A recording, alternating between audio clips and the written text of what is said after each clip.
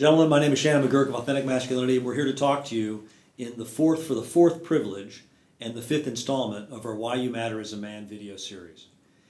We're here to talk today about your role as protector. And your role as protector, my role as protector, our role as protector as men, is an important one to consider. And we're going to look at it in light of who, what, where, when, and why.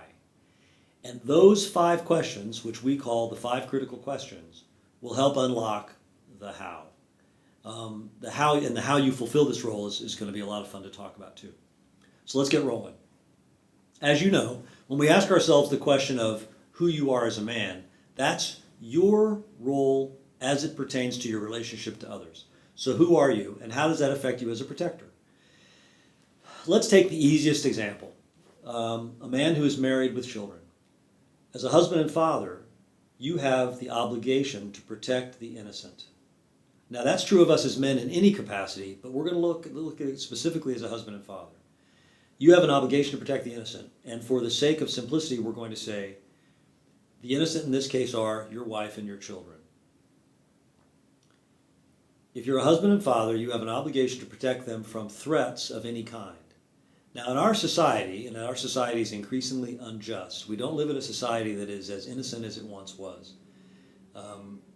You have an obligation to protect your family from threats that are physical. So in that we think of a conventional sense of somebody coming in the house and harming them, stealing from them, traumatizing them.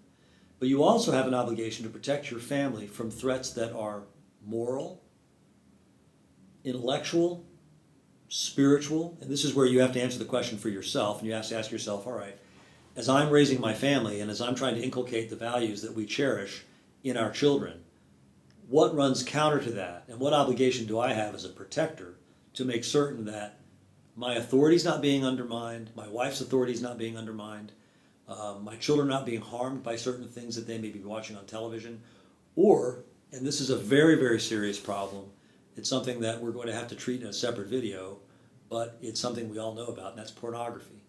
Should I be protecting my family from unwholesome content that's destructive to my marriage, destructive to my role as a father and husband? These are things that we really have to start addressing as men. And it all centers on who you are as a man. All right, so that's the easy answer. The tougher question might be, well, who are you as a man? I'm preparing for marriage. I'm a single man. I want to marry one day. What role do you play in a society in that capacity? Now, if you're a single man, your first obligation is to your immediate family and then your close friends. But you may be living somewhere where your immediate family is not with you. And the answer to this question is less important than that you think it through, that I think it through, and that I be deliberate in how I deploy my skills as a protector. So you're a single man thinking of marrying, you want to marry, you may have a girlfriend, clearly you must protect her. Let's say you are not quite an adult in the eyes of the law or maybe in society's eyes. You're a member of a family. Think this through too. Do you have an obligation to refine your skills as a man to be a protector of the innocent? I think you'll answer the question yes. If you answer the question no, I'll challenge you to ask yourself why you would say you don't feel an obligation to do that. And we've talked with others about this. Ask yourself, and all of us have been afraid. All right, we'll talk a moment about courage and who you are as a man and why that's important as a protector. You know, don't allow yourself to fall into the trap of thinking that courage means you're never afraid. In fact, it's just the opposite. Courage means you confront your fear and you master it. You don't let fear get the better of you. So as you're asking yourself this question as a protector, and if you say to yourself, wait a minute, I'm afraid to confront, I'm afraid to help somebody, I'm a little bit nervous about getting myself involved in a situation I can't handle. Those are good questions of prudence, right? You don't want to put yourself at risk. But if it's cowardice, you have to ask yourself why. And we'll talk about that a little bit further as we go through the critical questions. But right now we're focusing on who you are. Think that through. What is the appropriate response? You know the answer. Just confront yourself and ask yourself the question. All right?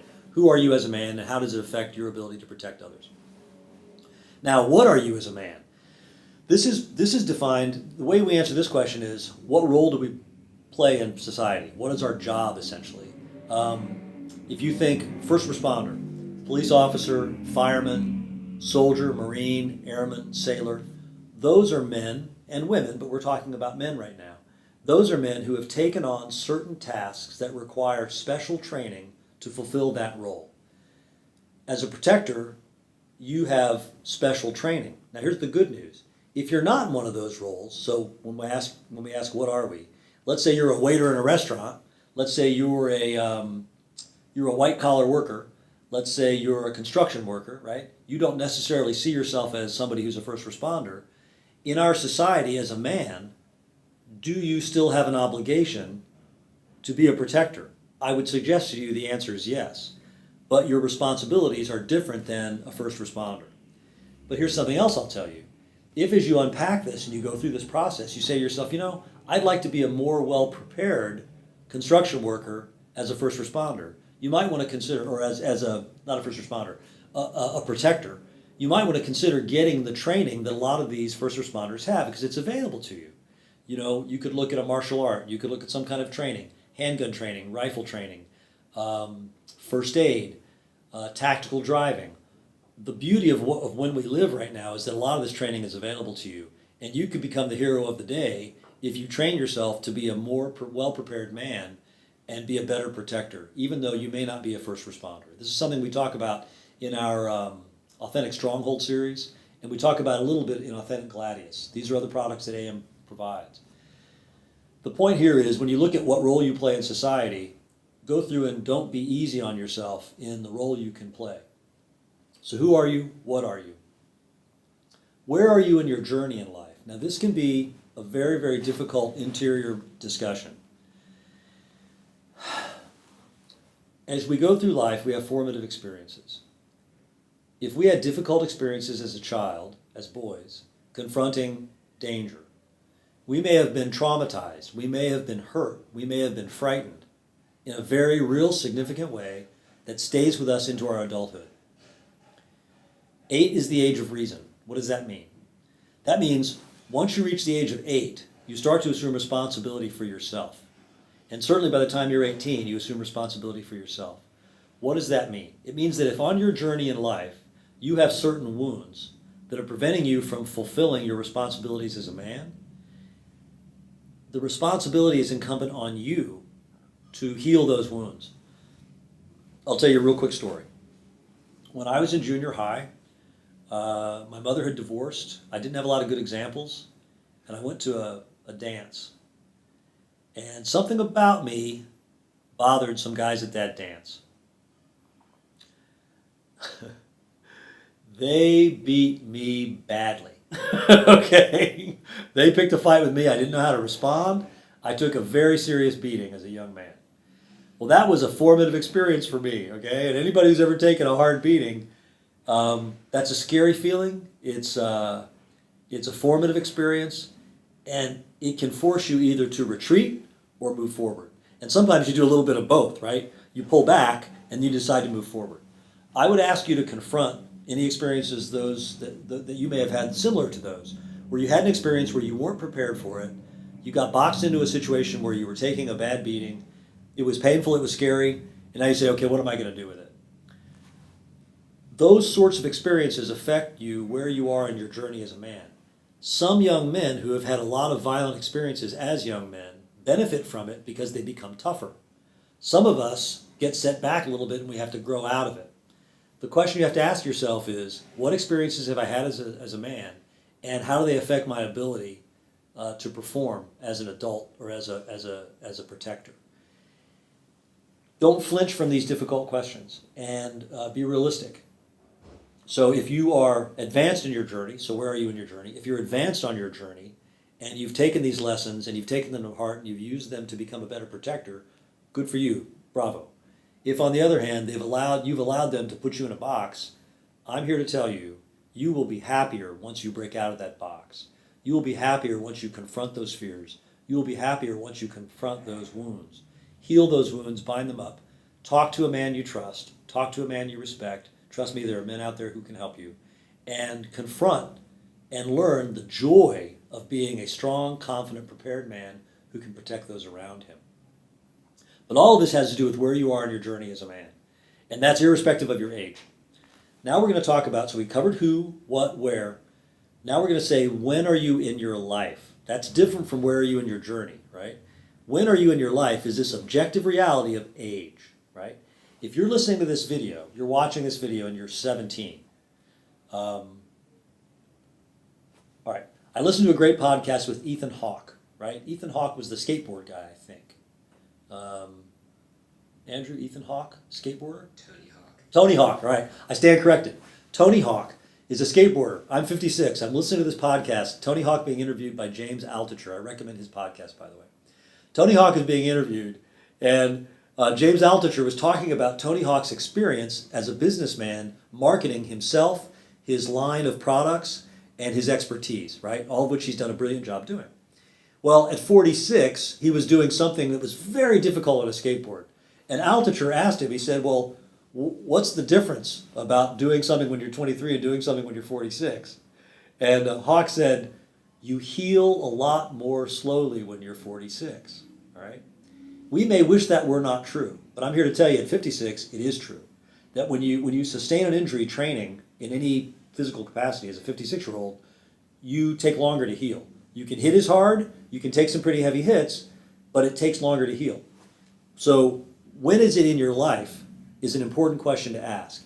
And if you've looked at these other first three questions, let's say you're a husband and a father, and you're 56, and your first priority is to protect your wife and children, it means you must balance that responsibility against your responsibility to protect yourself and protect others who are not members of your family. All right, I hope I said that well. This idea is be aware that if you're an 18-year-old or a 24-year-old or a 35-year-old, you're at different stages of this life in your life, and you incur different costs for actions you take.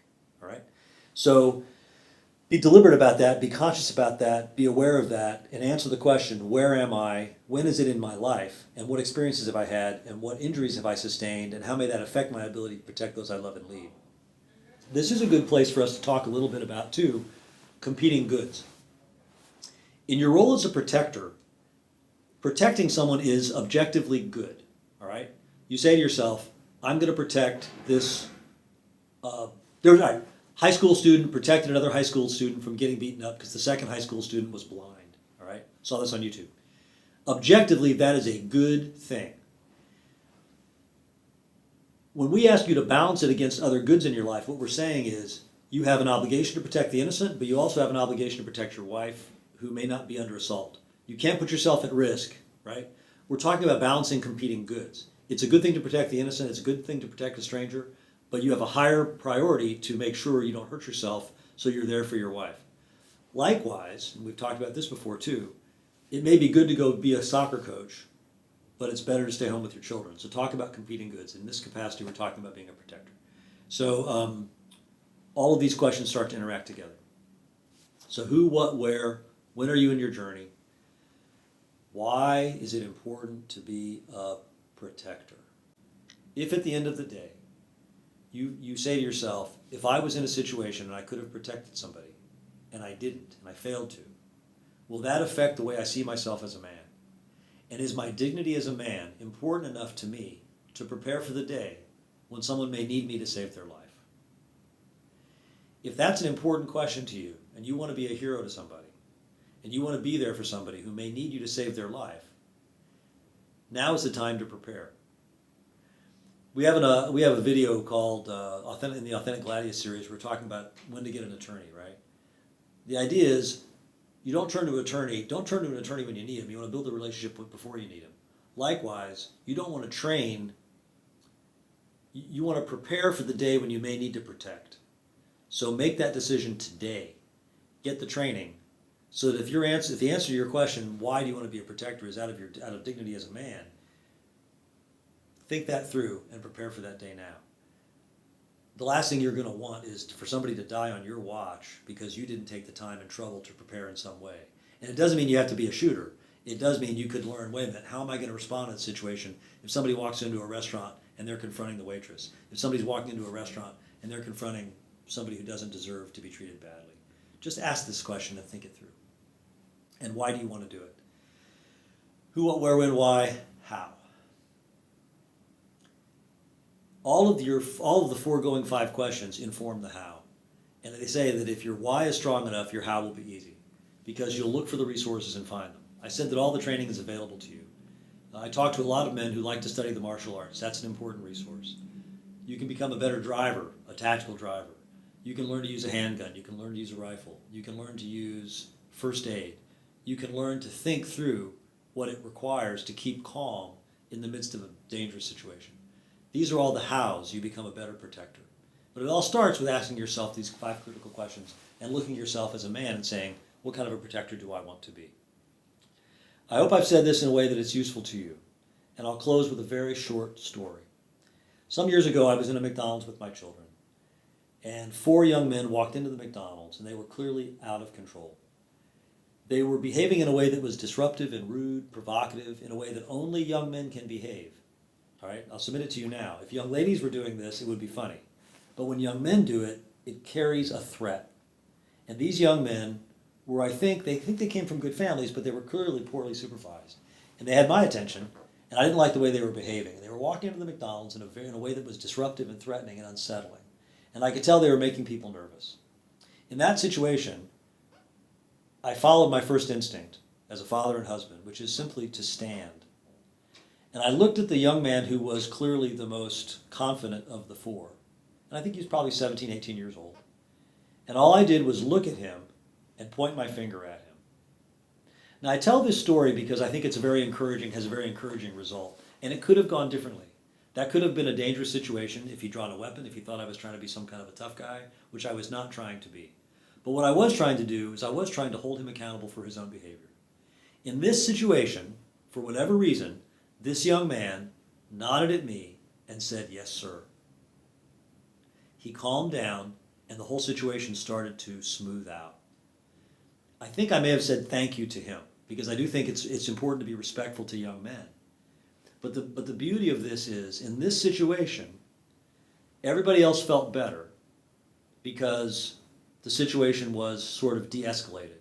And it didn't take a lot. It didn't take a lot. Now, I was prepared for it to go the other way, but I'm glad it didn't. And the important thing is recognize that you as men have this power over other men. Deploy it carefully, be respectful, but recognize that most of us want to be called to a higher standard. I'll offer that to you and ask you to consider everything we've discussed in light of your importance and value as a man. I salute you, and I would just offer you encouragement and tell you that you are valuable as a man, and the society needs you to be a better man as it needs me to be a better man. Please stop in and see us at AuthenticMasculinity.com. Take full advantage of the resources we have available. Know that we are in the fight with you, alongside you, shoulder to shoulder. Be bold, be authentic, be masculine, and I'll see you on the high ground.